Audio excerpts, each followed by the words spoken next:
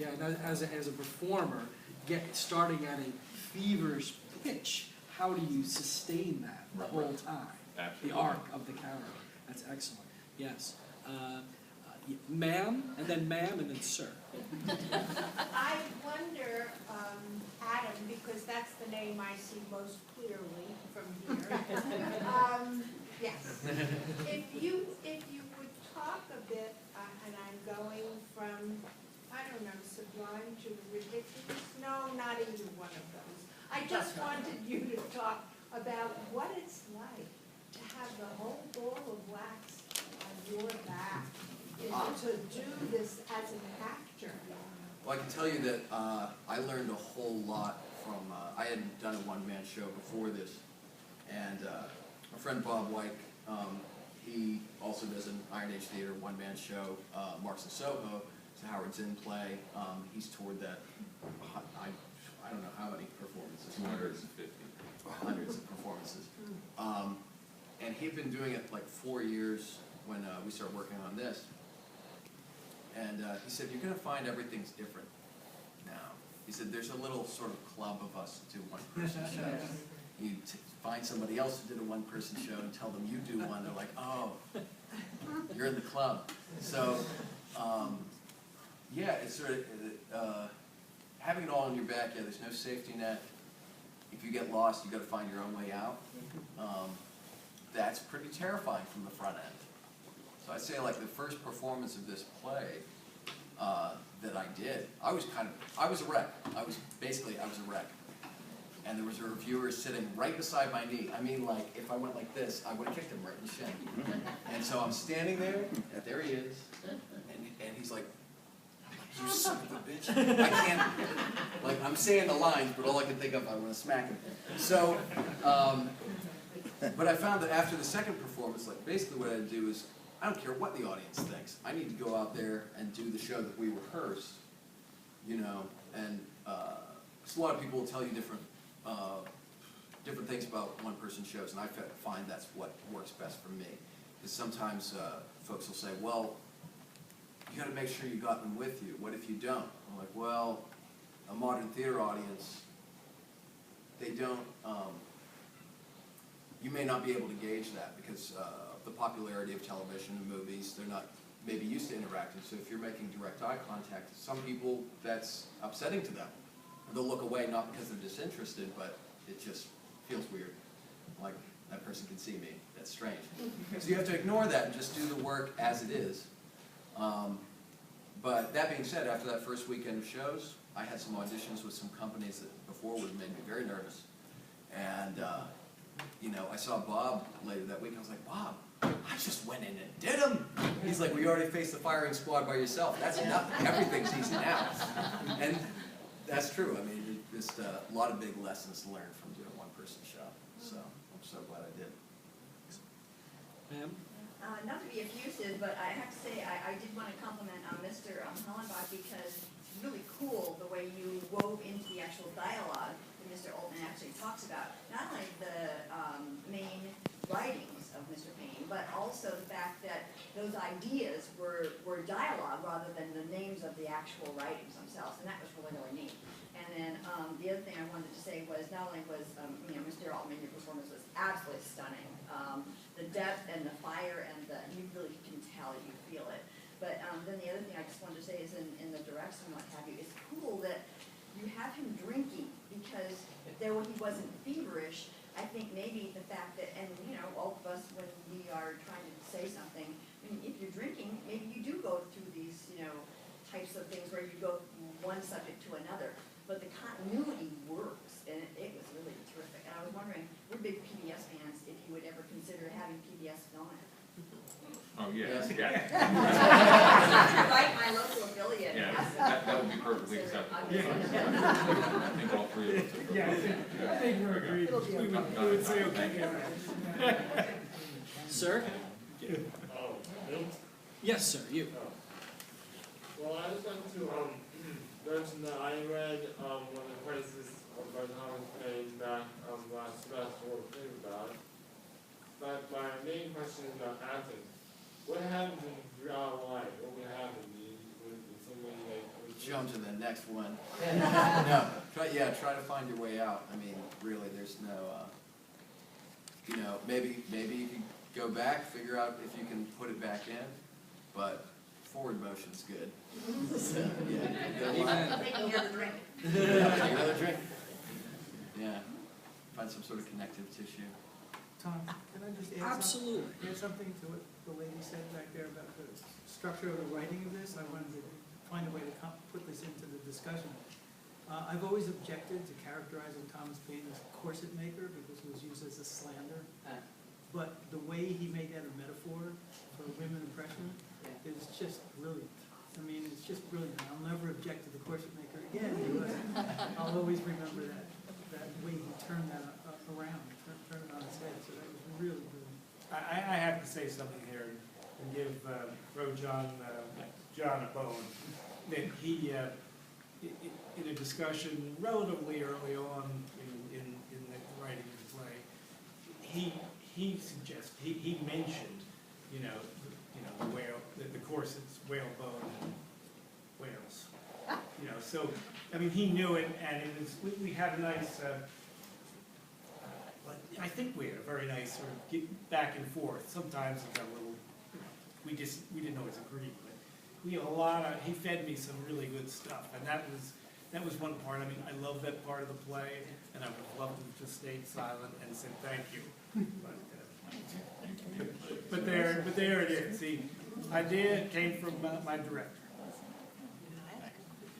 Sure, let's get one, and then you can ask.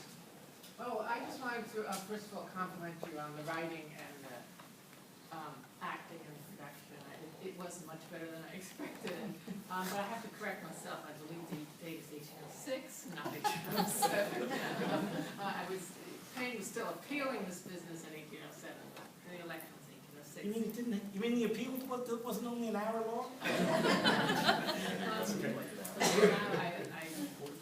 But what I wanted to compliment you on also was working in, first of all, you're acting the way you could do a Quaker voice and Robespierre. And Paine, we sometimes think Paine was just spouting ideas all the time, but he was actually a very good conversationalist and storyteller. So it is conceivable that he could talk about his father and Captain Death in an entertaining way. So thank you for working that into.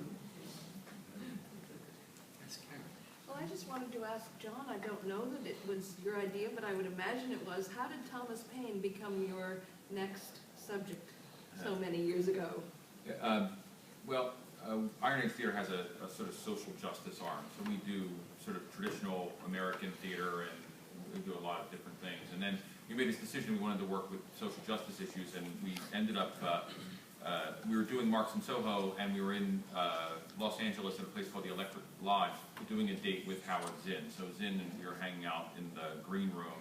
He was talking about his FBI file, et cetera. And he said, "Oh, you guys got to keep doing this, but you can't do Marks in Soho everywhere because there's lots of people who are just going to hear Marks and they're going to shut the door. And there's issues that we need to talk about. So go find somebody else. And let's get another character out there." So I was listening to NPR, and there was an interview on Fresh Air with Harvey Kay about his book, and they told the story of the sort of apocryphal story to some extent of the door and the X and Paine not being killed. And I said, that's a really good story. That'd be a great play. And then I just started reading, and I just started devouring Paine. And to be honest, his writing, I didn't read much about his life at first. I just said, I want to find out what this guy thought. And I was like, he agrees with all the stuff we wanted to be talking about here. Like, this is a real platform for us. And at that point, we started to look around for playwrights, and I found Bill, who I've known from previous incarnations of things, and just feel like a really good fit for us. So that's really where that came from. The radio is a useful tool for the discovery of things you want to make work about. So, yeah. Go NPR. Okay, yes, Francis. For Adam, did this performance change your perception of Paine in any way? I mean, I just thought it was just extremely powerful. Oh, yeah. I mean, wait, you mean working on this show? Yes, yes, and then I knew who he was. No, really, I mean, I was like, wow, yeah, why doesn't everybody know about this guy? And it was really upsetting. But yeah, absolutely. I think that's the wonderfulness of being an actor. Oh, yeah. You become so much more enlightened about history, and arts, and science. All kinds of things. All That's one kinds of of the things things. I like about acting and why I chose to do it really is just, you have a really great excuse to research anything, any role you get, and like, you know, get to live somebody else's life and Absolutely. do things you would never conceive of yourself doing Right. normally. Right. So, What a wonderful way to learn. yeah, right. Yeah, fantastic. I do it. Yeah. Okay, how about a couple of more, and then we'll wrap it up? Yes, sir. I just want to say, number one, flawless show. It was brilliant acting, and I just want to thank you for, putting on this performance. And just number two, not to, jump back into modern American politics again, but I feel like if Thomas Paine were here today and was a big name in American politics, maybe some sort of political analyst, I think that he would endorse Ron Paul. The reason being that Ron Paul stands for not only social freedoms, but a lot of economic freedoms and similar philosophies on economics, again, social issues, and a lot of things, in between, such as financial stuff like that. So my question would be, do you think, as an endorsement, Ron Paul would be a good fit if Tom's being here today? Follow me, I'll make this go. The key thing about Paine, for thousands of years, the human race lived under a concept of government where you needed an elite to tell you what to do. For thousands of years. Paine came along in the late 18th century, and he, not single-handedly for sure, but he planted a seed. He knew how to plant that seed with the existing conditions to change mankind's concept of government. And that's where Ron Paul and Thomas Paine part company. Because Ron Paul is for literally no government. He's as close to an anarchism as you can get without saying I'm an anarchist. He wants everybody, he wants the survival of the fittest. Right. But whoever can survive, good luck, and if you don't make it, too bad. Paine said the exact opposite to that. He said the role of government is to ensure the happiness of every individual. Completely opposite from Ron Paul. Ron Paul would say it's up to each individual to find a way to make his own happiness, to hell with everybody else. So there's a major difference between them. And libertarians always use Paine, which, publicizes Paine, but Glenn Beck uses Paine too. Oh, yeah. And you can't, unless you read Paine, our synopsis of Paine is the best synopsis I've ever seen. And if I was teaching a course on Paine, if they wanted to have cliff notes on what's the final exam going to look like, it would just watch this play. Because he captured the essence of it. It's a question of human rights, and humanity has to come together and form a structure of government so that it ensures equal rights and equal economic justice as well as political rights, economic rights. Because Paine actually does say that res publica is not just, a republic, it's not just a form of government, but it's also based on the public good. And it's capitalized too. And I think another element that maybe Paine might have thrown in conflict, that there is a definite racist element in Ron Paul, or at least in the earlier Ron Paul.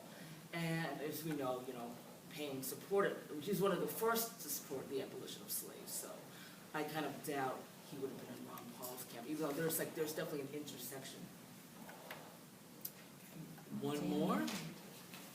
Last but not least, yes. How do you promote this play to get it seen on college campuses or wherever venues you're looking for? We don't promote all that much, to be honest.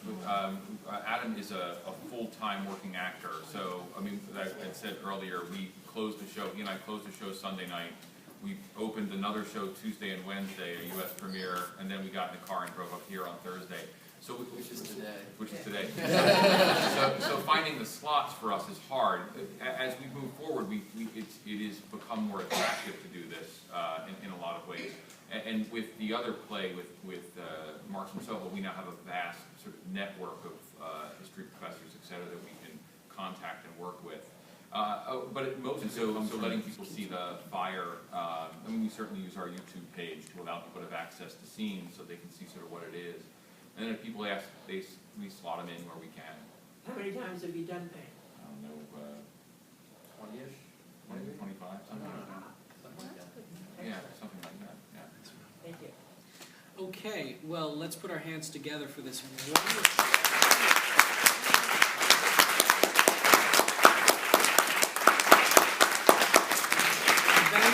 Thank you all for coming and sharing, because it's not the theater experience without the audience. Now, these people on the panel, I'm sure will talk to you afterwards. But thank you very much. Have a great night.